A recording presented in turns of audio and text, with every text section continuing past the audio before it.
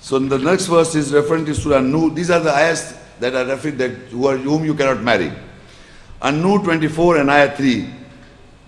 Az-zani la yankihu illa zaniyatan aw mushrika. Was-zaniyatu la yankihuha illa zanin aw mushrik. Wa hurrima dhalika al-mu'minin. The fornicator does not marry except a fornicatress or a woman who associates. And the fornicators do not marry except a fornicator or a man who associates. That has been or is being unlawful, forbidden over the believers. In this ayah, you know, amazing situation. If who is a zani? Zani means a fornicator who is addicted to committing illegal sexual act. Addicted. For example, if I smoke a cigarette, or if I take a glass of wine or drink anything which is forbidden once, do you think I'll become addicted to that? If any girl or if any man commits adultery or fornication, is nothing. It's an act wrong, I agree. But once she gets addicted to fornication, she or he is a zani or zaniya. And they are known. They cannot hide, like so-called prostitutes, or any woman who is famous, or any man who is famous involved in these activities is zani. That is why Allah is not asking them to kill them or stone them. That's the biblical law. That's the biblical law. After being addicted to fornication, the punishment in the Quran is 100 stripes. Both the parties who are not married. That is why it says, a zani, fornicator, does not marry except a fornicatress. If you have killed the fellow, the man or woman, how a zani will get married to a fornicatress? So in the nearness of God, and a fornicatress, an illegal sexual relationship is wrong. Allah says, do not go near to that. But if you have committed is not a fornicator, if you are addicted to that, then you become a fornicator. And for that also Allah says in the Quran, the further in the Surah an-nur, that you can get married. Oh sorry, you can have that 100 stripes for men and women both. But then he said the fornicator does not marry except to a fornicatress. That means a fornicator man does not like a believing woman. He does not like. He wants his style of, so many bad experiences he has got. So he intends to marry a girl who's got bad experiences. So Allah says the fornicator man should marry a fornicatress woman. And the vice versa, the fornicatress woman should marry a male fornicator. And for believer it says, and that it is being forbidden, unlawful over the believers. So believing men and women cannot marry a fornicator, fornicatress. But for the believer it is forbidden. So these are also forbidden, women and men. Now in Surah Nisa 4 and ayah 22, وَلَا تَنْكِحُوا مَا نَكَحَ آبَاؤُكُمْ مِنَ النِّسَاءِ إِلَّا مَا قَدْ سَلَفَ إِنَّهُ كَانَ فَاحِشَةً وَمَقْتًا وَسَاءَ سَبِيلًا. And you do not marry from women to whom your fathers and sisters married, except without doubt what is past, bygone. Surely it is an obscenity and hateful, and a bad, evil way. Very simple to understand that a person is not allowed to marry the mother or a grandmother, or his fathers whom his fathers married. All are mothers to him. You cannot marry, except without doubt what is past or bygone. What is that? Suppose in this world, at this present society, anywhere in the world, a person who comes to the ayahs and he believes in the ayahs, and he's married one of his mothers. So Allah is forbidden, except what is past or bygone. You will not divorce her. You live with it. But you don't intend to do it in the future. This is very important to know. When Allah says, illa ma qasara, except what is past or bygone, but you do not do in the future. Remember in the ayahs when it says, what has been done is done. It has become past or bygone. You can't not go leave her and the children and you just walk off out. So Allah is accepting that, but remember, do not do in the future. Surely it is an obscenity and hateful and a bad and evil way. So in the world there are people who have done this wrong act and they have got kids and living in the world. I'm talking about the international world. So for them is a lesson, if you become a believer and you are reverting to Islam and the Quranic ayats, you will not divorce her. You will live with her and let her go, let it go. Allah will forgive you. But keeping that you have changed in your mind, that I have done wrong, there are things that you have to do for your forgiveness and you keep your life going as based on ayats. Now there are other categories. So Surah Nisa 4 and ayat 23. حُرِّمَتْ عَلَيْكُمْ أُمَّهَاتُكُمْ وَبَنَاتُكُمْ وَأَخَوَاتُكُمْ وَعَمَّاتُكُمْ وَخَالَاتُكُمْ وَبَنَاتُ الْأَخِي وَبَنَاتُ الْأُخْتِ وَأُمَّهَاتُكُمُ اللَّاتِي أَرْضَعْنَكُمْ وَأَخَوَاتُكُمْ مِنَ الرَّضَاعِ وَأُمَّهَاتُ نِسَائِكُمْ وَرَبَائِبِكُمُ اللَّاتِي فِي حُجُورِكُمْ مِنْ نِسَائِكُمْ اللَّاتِي دَخَلْتُمْ بِهِنَّ فَإِنْ لَمْ تَكُونُوا دَخَلْتُمْ بِهِنَّ فَلَا جُنَاحَ عَلَيْكُمْ وَحَلَائِلُ أَبْنَائِكُمُ الَّذِينَ مِنْ أَصْلَابِكُمْ وَأَنْ تَجْمَعُوا بَيْنَ الْأُخْتَيْنِ إِلَّا مَا قَدْ سَلَفَ إِنَّ اللَّهَ كَانَ غَفُورًا رَحِيمًا. Now in this there are muhtaram or the forbidden relations mentioned that you cannot marry. It is being unlawful, forbidden on you in marriage are your mothers and your daughters and your sisters and your father, sisters, paternal aunts and your mother sisters that are maternal aunts and your brother's daughters, nieces and your sister's daughters, nieces and your mothers who breastfed you and your sisters from the breastfeed and your women, wives, mothers, mother-in-laws and your those stepdaughters in your laps, custody from your wives whom you have entered with them. So if you have not entered with them, then there is no offense on you to marry the stepdaughters. And your sons' lawful wives from your loins, backbones. And unlawful in marriage is that you join combined between two sisters, except without doubt what is past, bygone. Surely Allah is forgiving, merciful. Now, there are certain relations everybody can understand. Do I have to repeat? Except, now there are two things I have to repeat. And these are from here.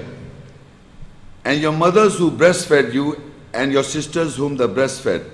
Now there are times, nowadays, you generally give the milk of a cow. But there are times that you require, if there is some woman who got more feed, you can give your son from her feed. She becomes your mother. Yeah? You understand this? In the old, but this can be practiced today also. In that connection is mentioned. This is something we have to understand. And your women wives, mothers, mother-in-law, you cannot marry her. Okay. This is the important. And those stepdaughters in your laps, custody from your wives. What is that? If I marry a woman who has already got two daughters from other husband, now I marry this woman, listen to me very carefully, if I marry this woman and she brings her two daughters, young daughters, eligible for marriage, and they come into my custody, So Allah says, look, and those stepdaughters in your lap custody from your wives. They are my wives, but they have got 2 daughters from other husband. Whom you have entered with them. Whom you have entered with them means to my wives. And she brought 2 daughters. You understand this? Now, further I read. So if you have not entered with them, then there is no offense to marry the stepdaughters. Can anybody understand what I am talking? Huh? Can anybody understand what I am talking? Huh? That is what I am explaining. Where you will enter with your wife? Huh? After marriage you enter, if you have entered with them, you cannot marry their your stepdaughters. Sexual intercourse. Okay? So now if I have had this sexual intercourse with them, I cannot marry those stepdaughters whom she brought, because they are my stepdaughters now. But suppose I get married to this girl, and if I am not able to enter with them, then I can marry the stepdaughters. But look, this is so clearly written, but the point is, if suppose I do this, how the world will react? Because you people are not believers. If I marry a woman, bringing along with the stepdaughters, and if Allah knows, I knows, my wife knows that we have not entered, there is no other witness. And if I marry the stepdaughters, what you will say to me? This is Quran, this is ayats. Allah is clarifying things, but we have got our own concepts. And believe me, previously I already read, if you have married your mother without knowing the ayahs, and if you have done it, so Allah said that is past, bygone. But you believers should know you cannot put a word if he's changed.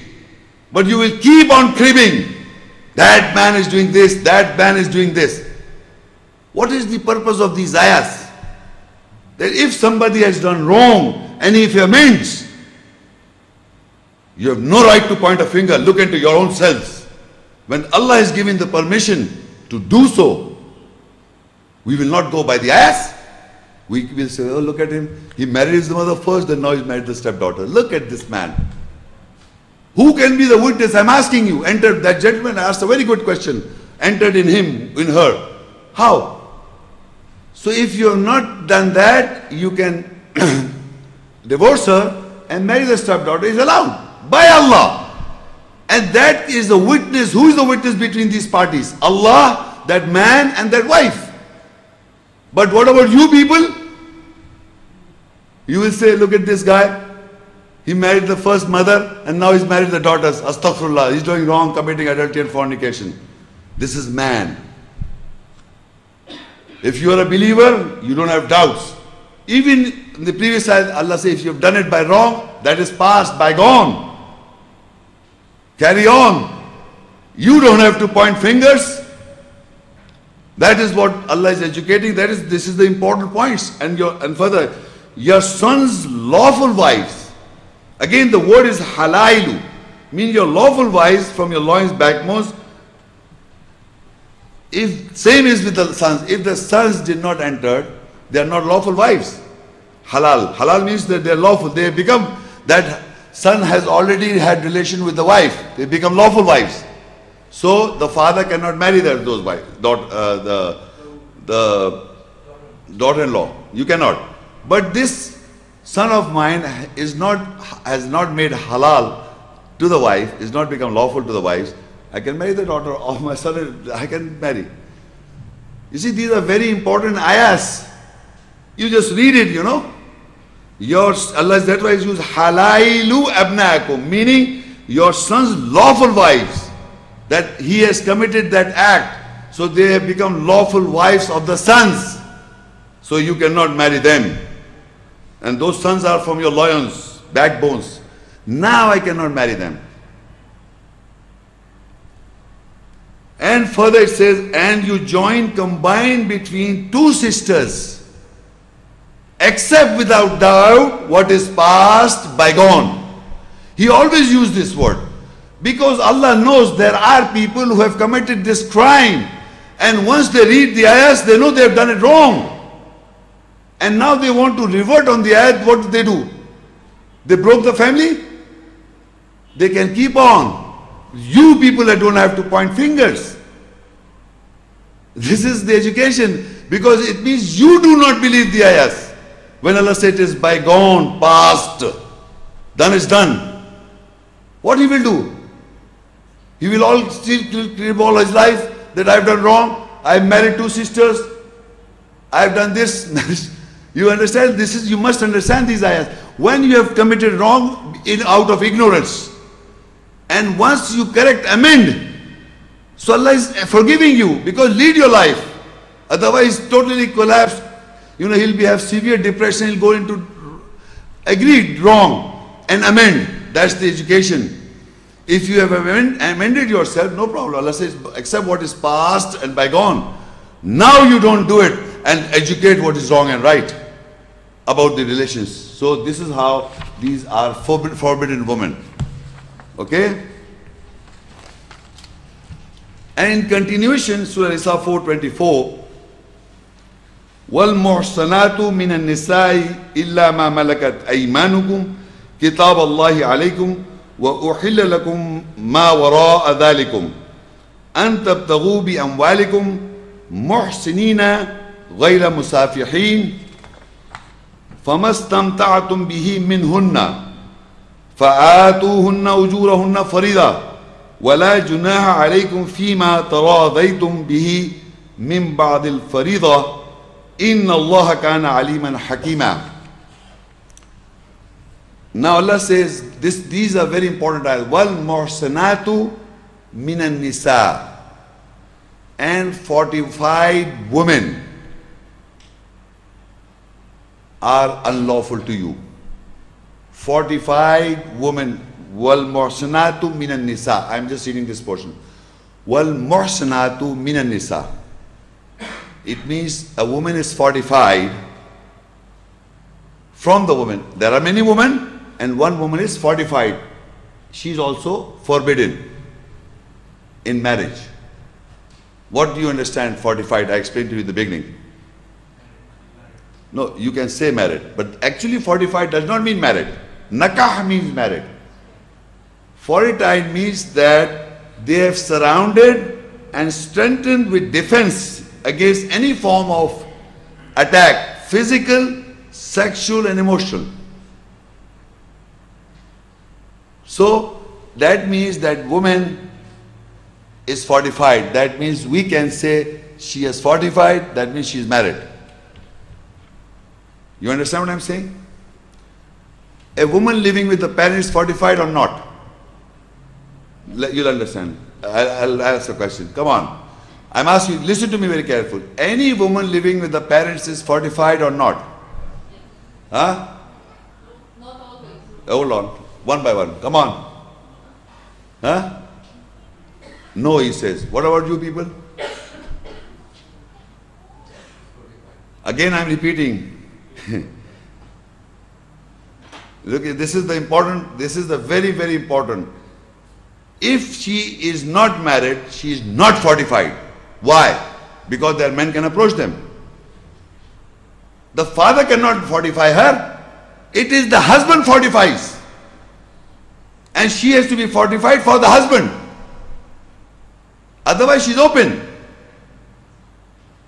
This is very important ayat in the Quran. We people have been mistranslating this ayat. Fortified woman is those women who the husband has taken to fortify, and she is fortified for her. She means she has fortified her psyche, she has fortified herself to the husband. And when she is not married, she is not fortified, she is open. There are men can approach them for marriage. So remember, muhsanat woman is always a married woman. And that fortification takes place because of the husband. So that is why it says, وَالْمُحْصَنَاتُ مِنَ النِّسَاءِ. So Allah says the fortified women from the women are unlawful. If she is not married, how can she be unlawful? Huh? Illa ma malakat aymanukum. The exception is recorded in this very small ayah. Wal muhsanatu, meaning any woman who she is fortified to a person, min an-nisa, from the women, illa, except ma malakat aymanukum, except what your right possesses. That fortified woman, meaning that she is married to somebody and she had fortified herself with that man, all kind of attacks she has been fortified. But exception is, except ma malakat aymanukum, what your right possesses, that she can become in that condition. If she comes in the condition of ma malakat aymanukum, means what your right possesses, she is allowed. How a fortified woman becomes lawful is by a person who is a believer. If that fortified woman becomes what your right hand possesses. To understand, I will come back to this ayah. To understand, you have to go to the next ayah. Surah Mumtahanah 60 and ayah 10. Ya ayyuhalladhina amanu idha jaakumul mu'minat muhajirat famtahinuhunna Allahu a'lamu biimanihinna فإن علمتموهن مؤمنات فلا ترجعوهن إلى الكفار لا هن حل لهم ولا هم يحلون لهن وآتوهم ما أنفقوا ولا جناح عليكم أن تنكحوهن إذا آتيتموهن أجورهن ولا تمسكوا بعصم الكوافر واسألوا ما أنفقتم وَلْيَسْأَلُوا مَا أَنْفَقُوا ذَلِكُمْ حُكْمُ اللَّهِ يَحْكُمُ بَيْنَكُمْ وَاللَّهُ عَلِيمٌ حَكِيمٌ. O you believe, when migrating believing women come to you, then examine them, their belief. Allah knows more with their belief. So if you come to know they are believing women, then do not return them to the rejectors. They are not lawful wives for them, nor they are lawful husbands for them, to the migrating believing women. And you give them what they have spent, and there is no offense on you that you marry them when you have given them their wages. And you do not hold fast to the rejected woman with ties bound. And you ask what you have spent on them. They should ask what they have spent. That is the governance of Allah. He governs between you, and Allah is knowledgeable, wise. Now what happens? There is a couple, but they are rejected couple.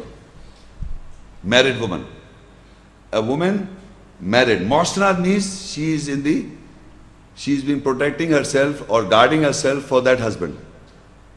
Okay? Now she migrates in belief.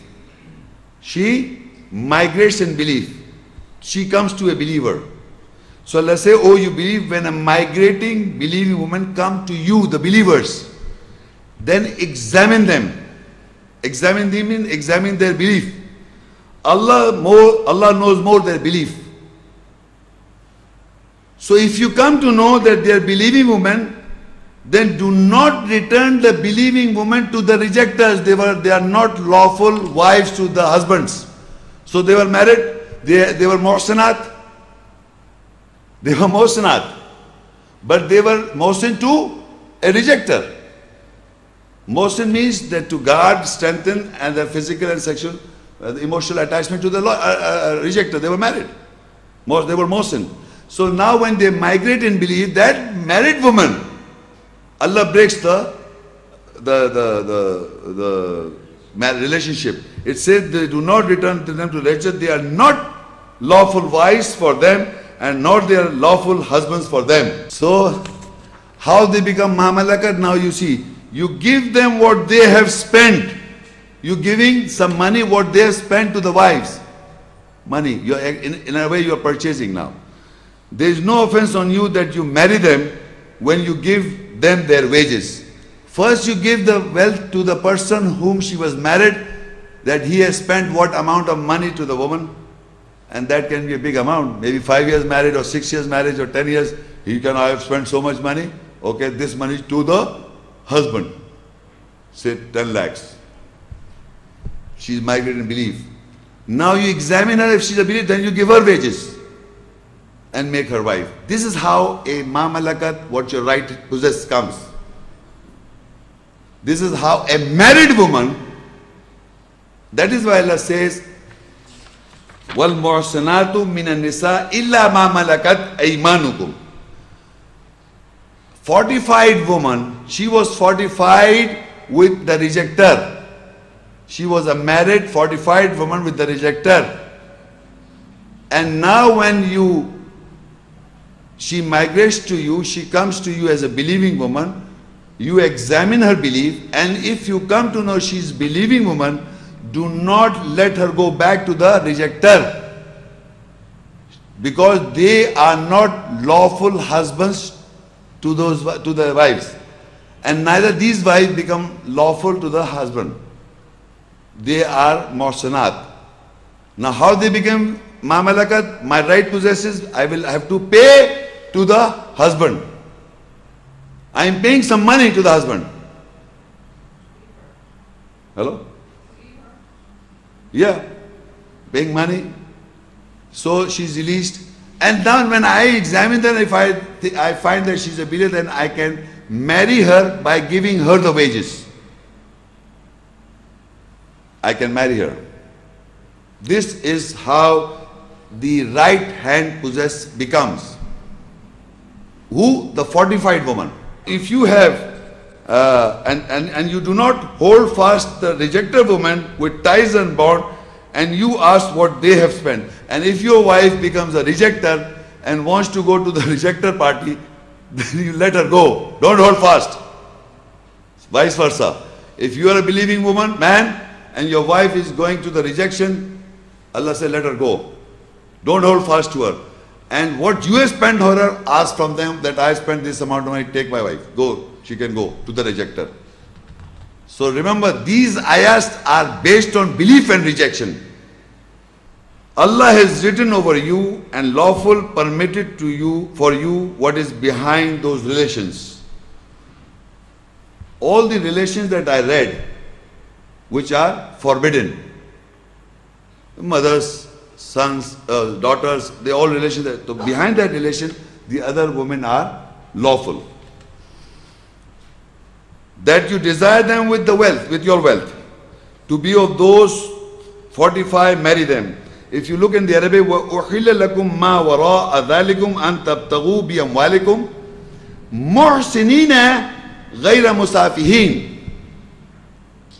So the ayat is saying that what is behind those relations, that you desire them with your wealth, to be of those who fortify them. With your wealth, what you do? You fortify them. You means guard them, protect them, strengthen them. Of course, nikah is there, but now she will become your wife. She will protect herself from everybody. She has to. She's not open. Nobody can approach her now. You have to be a guard. So Allah says that you desire them with your wealth to be of those who fortify, marry them, other than those who commit prostitution. There are people with their wealth, what they are doing? Giving money and having relationships. That is not allowed. You have to fortify them, protect them, guard them. So now, then with your money, whatever enjoyment you seek from them, from those wives, legal wives, so give them their ordained wages. And these ordained wages is, and there is no offense on you in what you agreed together with it after the ordained wages. So surely Allah is knowledgeable, wise. Now ordained wages is normally husband gives some money to their wives for running the house. Okay? That is not ordained wages. Other than the expenditures, that is your expenditure, the house and everything, you have give separate money continuously to the wives. That you have to decide, agreed upon. So give them their ordained wages there is no offense on you in what you agreed together with it. This depends upon the husband's status, what status he has got, and then she knows your situation. You agreed upon, apart from the expenditures that are of the house, and there is a rent. No, you have to give separate money that you can say pocket money, in other words, in my language, to your wife's monthly pocket money, because she is running the house. She's performing certain duties.